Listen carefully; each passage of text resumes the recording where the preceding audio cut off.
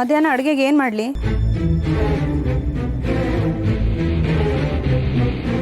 ಕಿವಿ ಕೇಳಿಸಲ್ವಾ? ಮಧ್ಯಾಹ್ನ ಅಡುಗೆಗೆ ಏನು ಮಾಡಲಿ ಅಂದೆ. ನಿಮ್ಗೇನು ಬೇಕೋ ಅದು ಮಾಡ್ಕೊಳ್ಳಿ, ನನಗೇನು ಬೇಕೋ ಆರ್ಡ್ರ್ ಮಾಡಿ ತರಿಸ್ಕೊಳ್ತೀನಿ. ಕುಬೇರನ್ ಮೊಮ್ಮಗಳು ಆನ್ಲೈನ್ ಆರ್ಡರ್ ಮಾಡ್ಕೊತಾರೆ. ಹೌದು, ನಾನು ಕುಬೇರನ್ ಮೊಮ್ಮಗಳೇ.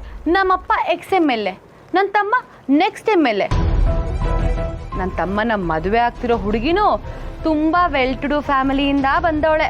ಅವರಪ್ಪ ಪ್ರೆಸೆಂಟ್ MLA. ನಿಮ್ಮ ಥರ ಲೋ ಫ್ಯಾಮಿಲಿ ನಮ್ದಂತೂ ಅಲ್ಲ. ಏಯ್, ಏನು ಹೀಗೆಲ್ಲ ಮಾತಾಡ್ತಾ ಇದೀಯ ನೀನು? ನಾನು ಅವಾಗಿಂದ ನೋಡ್ತಾನೆ ಇದ್ದೀನಿ. ನಾವು ದುಡ್ಡು ಇಲ್ಲದೆ ಇರೋ ಜನ ಇರಬಹುದು, ಆದರೆ ಮಾನ ಮರ್ಯಾದೆಗೆ ಅಂಜಿ ಬದುಕ್ತಾ ಇರೋ ಜನ. ಈ ಥರ ಎಲ್ಲ ಮಾತಾಡಿದ್ರೆ ಚೆನ್ನಾಗಿರಲ್ಲ. ಏನೋ ಏನು ಮಾಡ್ತೀರಾ? ನಿಮಗೆ ಮಾಡಕ್ಕೆ ಬರೋದು ಒಂದೇ ಕೆಲಸ, ಮನೆ ಕೆಲಸ, ಅಡುಗೆ ಕೆಲಸ. ಅದನ್ನಾದರೂ ನೆಟ್ಟಗೆ ಮಾಡಿ. ಅದು ಹೇಗಿದ್ರು ನಿಮ್ಮ ಫ್ಯಾಮಿಲಿ ಕಸಬಲ್ವಾ? ಸಿಂಚನ, ಹದ್ದು ಮೀರಿ ಮಾತಾಡ್ತಾ ಇದೀಯ ನೀನು. ಇಷ್ಟಕ್ಕೂ ನಾವು ಮನೇಲಿರೋರು ಈ ಕೆಲಸಗಳನ್ನೆಲ್ಲ ಮಾಡದೇ ಇದ್ರೆ ನಿಮ್ಮಂಥವ್ರಿಗೆ ಕೂತ್ ಕಡೆನೆ ಊಟ ತಿಂಡಿಯೆಲ್ಲ ಏನು ಆಕಾಶದಿಂದ ಉದುರು ಬೀಳುತ್ತಾ? ಅದು ಎಷ್ಟು ದಿನ ಆನ್ಲೈನ್ ಆರ್ಡರ್ ಮಾಡ್ಕೋತೀಯ ನಾನು ನೋಡ್ತೀನಿ. ನಿಮ್ಮಮ್ಮ 4 ಮನೆ ಕೆಲಸ ಮಾಡ್ತಾರೆ, ನೀವು ಈ ಮನೆ ಕೆಲಸ ಮಾಡ್ತೀರಾ. ಅವ್ರವ್ರ ಲೆವೆಲ್ಲು ಅವ್ರವ್ರು ತಿಳ್ಕೊಂಡ್ರೆ ಚೆನ್ನಾಗಿರುತ್ತೆ. ಸರಿಯಾಗಿ ಹೇಳಿದೆ ನೋಡು. ಎಲ್ಲರ ಲೆವೆಲ್ ಬಗ್ಗೆ ಮಾತಾಡ್ಬಿಟ್ಟೆ ನೀನು. ಆದರೆ ನೀನು ಮಾತ್ರ ಅದೆಲ್ಲ ಲೆವೆಲ್ನು ಬಿಟ್ಬಿಟ್ಟು ಹರೀಶನಿಂದ ಓಡ್ ಬಂದ್ಬಿಟ್ಟೆ ಅಲ್ವಾ?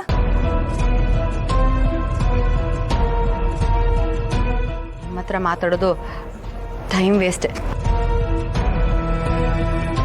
ಕೆಟ್ಟ ಕೆಟ್ಟ ಮಾತುಗಳನ್ನ ತಾವಾಡೋದಲ್ಲದೆ ನಮ್ಮ ಬಾಯಲ್ಲೂ ಆಡಿಸ್ತಾರೆ.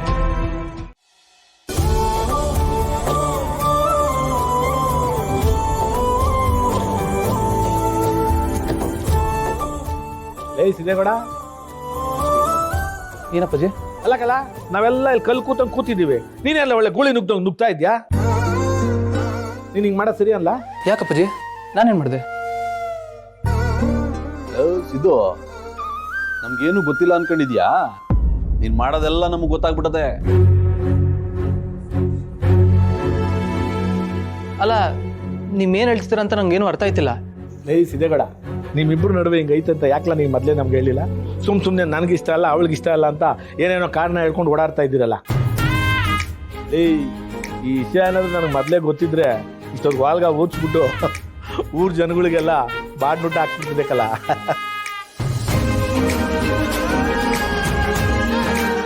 ಅವ್ರ ಮನ್ಸಲ್ಲಿ ಈ ತರ ಇದೆ ಅಂತ ನಂಗೇನ್ ಗೊತ್ತಿತ್ತು? ಗೊತ್ತು ಮಾಡ್ಕೋಬೇಕು ಮಗನೇ.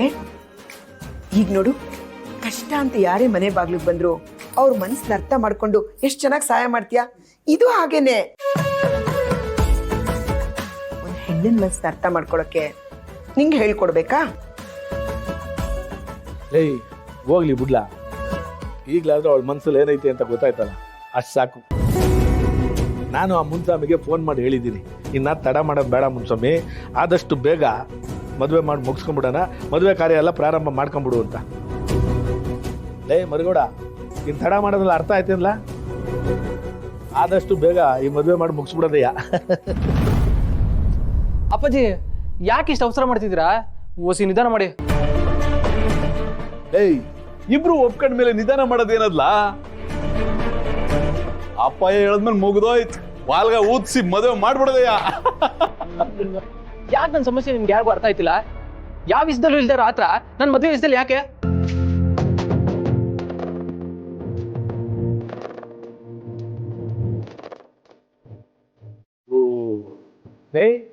ನೀನ್ ಯಾಕೆ ಹಿಂಗೆ ಹೇಳ್ತಾ ಅಂತ ಬಂದು ನನ್ಗೆ ಅರ್ಥ ಆಗ್ಬಿಡ್ಲಾಗ್ತಿದೆ ಕೂಡ. ನೀನ್ ಇಬ್ಬರು ನಡುವೆ ಈಗ ತಾನೇ ವಿರುದ್ಧಿ ಶುರು ಆಗದೆ, ಅದು ನಿನ್ ಸ್ವಲ್ಪ ದಿವಸ ಮುಂದುವರ್ಸ್ಕೊಂಡು ಹೋಗೋಣ ಅಂತ ತಾನೇ ನಿನ್ ಪ್ಲಾನು. ಎಲ್ಲ ನಂಗೆ ತಿಳಿದ್ರೆ ಕಂಡ್ಬಿಡ್ಲಾ. ಒಂದು ಕೆಲಸ ಮಾಡಲ್ಲ, ನೀವಿಬ್ರು ಹಿಂಗೆ ಸುತ್ತಾಡ್ಕೊಂಡಿರಿ, ಮದುವೆನ ನಾವೇ ಮುಂದಕ್ಕೆ ಹಾಕತ್ತೀವಿ.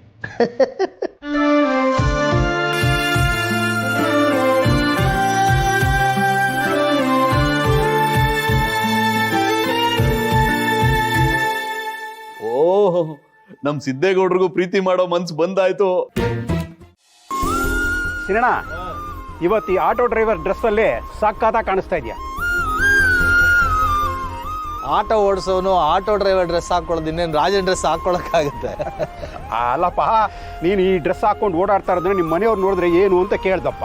ಅದಕ್ಕೂ ನೀನೇ ಐಡಿಯಾ ಕೊಟ್ಟಿದ್ಯಲ್ಲಪ್ಪ. ಮಾಸ್ಕು ಟೊಪ್ಪಿ ಹಾಕ್ಕೊಂಡು ಓಡಿಸು ಅಂತ. ಹಂಗೆ ಹಾಕ್ಕೊಂಡು ನನ್ನ ಹೆಂಡತಿ ಕೂರಿಸ್ಕೊಂಡು ಮನೆಗೆ ಡ್ರಾಪ್ ಮಾಡಿದ್ರು ಅವ್ಳಿಗೂ ಗೊತ್ತಾಗ್ಲಿಲ್ಲ. ಅಳಿಯ ಮಗಳ ಕಾರ್ ರಿಪೇರಿ ಮಾಡಿಕೊಟ್ರು ಅವ್ರಿಗೂ ಗೊತ್ತಾಗ್ಲಿಲ್ಲ. ಈ ಏರಿಯಾದಲ್ಲಿ ನಮ್ಮನೆ ಕಡೆಯವ್ರು ಯಾರೂ ಬರಲ್ಲ, ಅದಕ್ಕೆ ಆರಾಮಾಗಿದ್ದೀನಿ. ಸರಿನು. ಮತ್ತೆ ಬಿಸ್ನೆಸ್ ಹೇಗೆ ನಡೀತಾ ಇದೆ? ಬಿಸ್ನೆಸ್ ಚೆನ್ನಾಗಿ ನಡೀತಾ ಇದೆ ಚೆನ್ನಪ್ಪ. ಹಾ. ಮಳೆಗಾಲ ಅಲ್ವಾ, ಜನರಿಗೆಲ್ಲ ಮನೆ ತಲುಪಕ್ ನಮ್ಮ ಆಟೋನೇ ಬೇಕು. ಅದಕ್ಕೆ ಈ ಮಳೆಗಾಲ ಕಳೆಯುವಷ್ಟರಲ್ಲಿ ಚೆನ್ನಾಗಿ ದುಡ್ದು ಒಂದಷ್ಟು ಒಳ್ಳೆ ಸಂಪಾದನೆ ಮಾಡ್ಕೋಬೇಕು ಅನ್ಕೊಂಡಿದ್ದೀನಿ. ಪರವಾಗಿಲ್ವೇ, ನೀನು ನಮ್ಮ ಆಟೋ ಡ್ರೈವರ್ ಭಾಷೆನ ಚೆನ್ನಾಗಿ ಮಾತಾಡೋದನ್ನ ಕಲ್ತ್ಬಿಟ್ಟೆ.